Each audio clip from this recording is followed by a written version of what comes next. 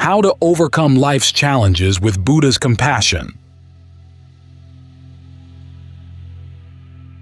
As the Buddha said, even if you have a long life, it's 100 years, which may seem long.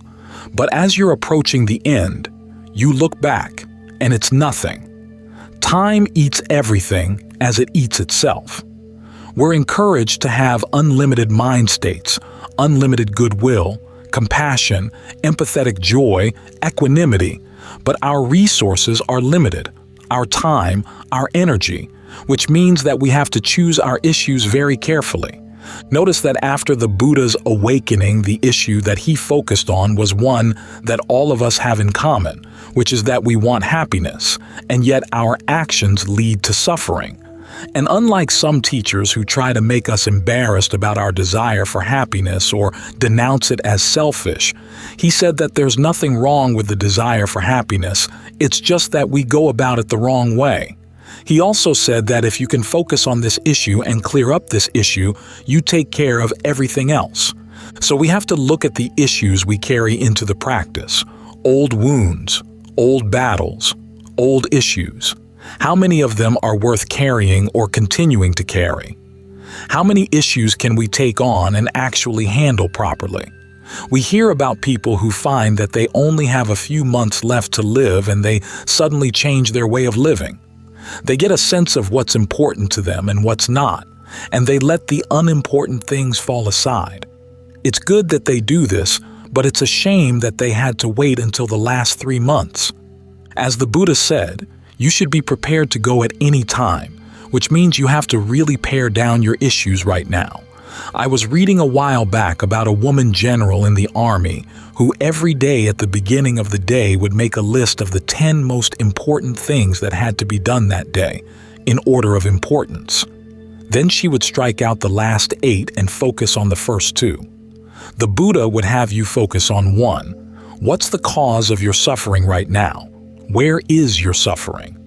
This is not a selfish issue to focus on, because if you can't handle your own suffering, it tends to spill out onto other people. So we owe it both to ourselves and to others to focus on what we're doing that's unskillful and have some goodwill for ourselves to see that our desire for happiness is something to be honored, something to be aspired to. But we want to make it a genuine happiness, a solid happiness, a reliable happiness, a harmless happiness. In other words, we really wish ourselves well. We get practice with the breath. The other day, we were talking about having an issue with being friends with your breath. If you can't be friends with your breath, how are you going to be friends with anybody? You have to stop and ask yourself, what's the problem? Is the breath the problem, or is it something else inside?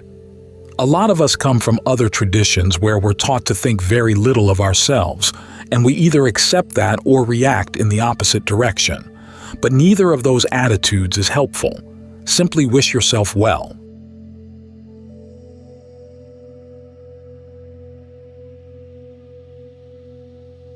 The Buddha's teachings are the other way around.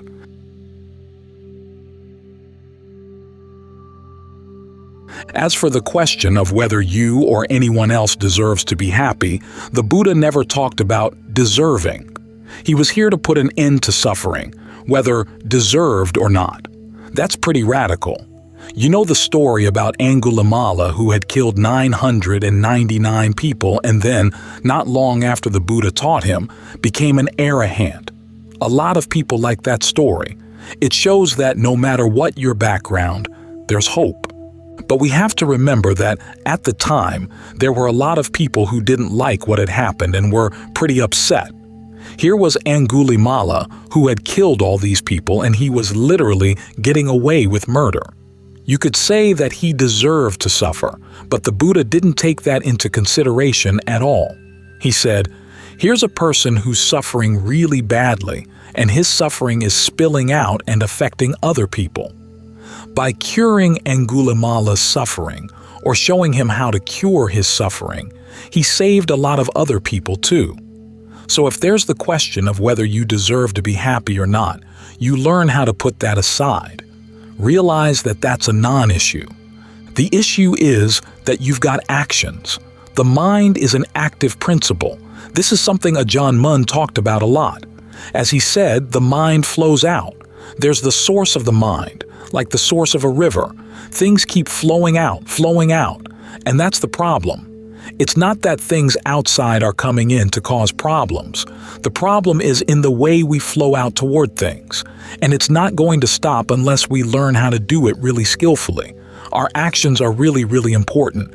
There was a teaching current in the time of the Buddha to the effect that the only real things in the world are the basic elements: earth, water, wind, fire.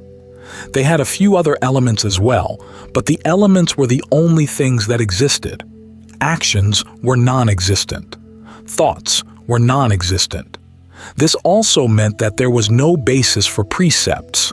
As they said, when a knife went through somebody's neck, it just went between the atoms, so there was nobody there to be killed, and the movement of the knife was unreal. Only permanent things were real. The Buddha's teachings are the other way around. Your actions are what are real, that have the most reality. The world out there is not the issue. The world that you experience comes from your actions. Your actions are more solid, more powerful than your experience of earth, wind, water, fire, and all the other elements. That's a pretty radical statement.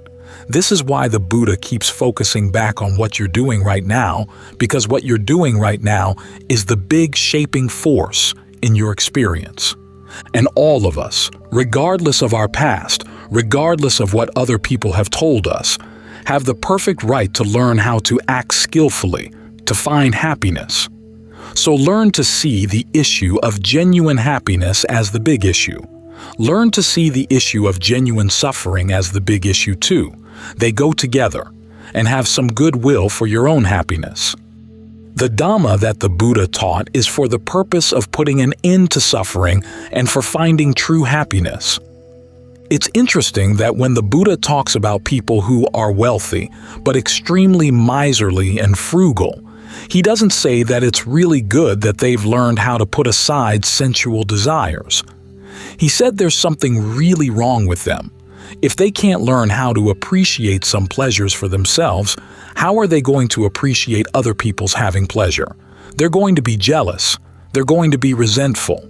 So he does encourage sensory pleasure in moderation.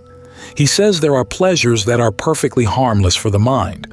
You have to look at your own mind, though, to figure out which ones are harmless for you and which ones are not, because it's not the same for everyone. And then you realize that even though harmless pleasures give some relief to the mind, they don't leave it fully satisfied.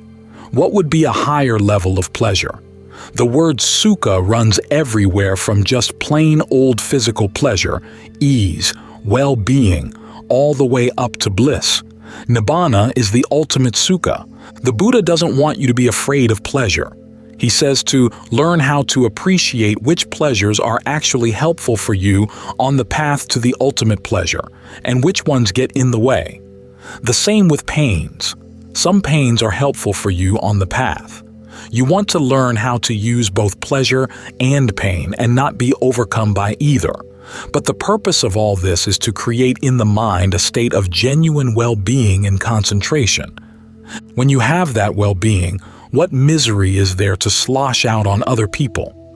For most of us, we're miserable, and we slosh our misery out on others, thinking that we're lightening our load, but it just makes things worse. Well, you can take care of the source of this sloshing stuff inside. You benefit. The people around you benefit. When the Buddha taught the Four Noble Truths, they weren't just four interesting facts about an interesting problem. He said that this is the big issue, the fact that you're causing yourself suffering, but you have the ability to learn how not to. So, given the little time that we have, it's important that we focus our energy on solving the problem that's the big problem, the problem that, once it's solved, gets everything else solved. Look at your attitude toward happiness. Look at your attitude toward suffering, and see if you can bring those attitudes in line. The Dhamma that the Buddha taught is for the purpose of putting an end to suffering and for finding true happiness. These are the issues that are important. Anything that gets in the way of those issues, you can put aside. We read about those people in the time of the Buddha who came to him with this questionnaire. Is the world eternal? Is the world not eternal? Is it finite? Is it infinite? Is the soul the same thing as the body? Is it different? What happens to awakened people after death? Do they exist, not exist both, neither? And to us, the questionnaire looks very bizarre. Yet we tend to have our own issues, and sometimes they're even stranger than that. There was the monk who said he wouldn't practice the Buddha's teachings unless the Buddha gave his answer to those questions. The Buddha said, "Well, you're going to die before you hear me answer those questions." We all know the story about the arrow. The man is shot by the arrow and he tells the doctor, "I'm not going to take the arrow out until I've found out who made the arrow, what wood it was made out of, what kind of feathers it was made with, and what was the caste of the person who shot me." The man would die before he learned the answers to those questions. We see other people's issues as ridiculous in that way.